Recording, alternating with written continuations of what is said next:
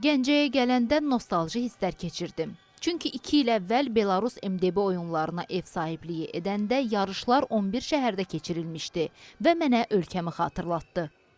Bunu Belarusun İdman Nazirinin müavini Aleksandr Baraula açıqlamasında dedi.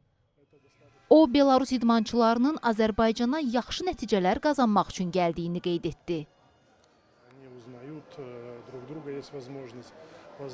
Digər şəhərlərdə idman həyəcanını yaşatmaq çox yaxşı fikirdir. Azərbaycan çox qonaqpərvər ölkədir. Bizi burada böyük hörmətlə qarşıladılar. Yarışlar yüksək səviyyədə təşkil olunub. İdmançılarımız burada mübarizə aparmaqdan məmnundurlar.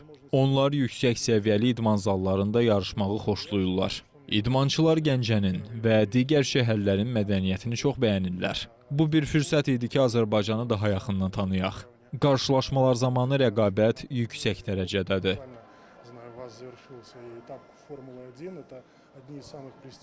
Qeyd edək ki, 3-cü MDB oyunları oktyabrın 8-də başa çatacaq. Yarışa 13 ölkədən 1624 idmançı və 2337 nümayəndə qatılıb.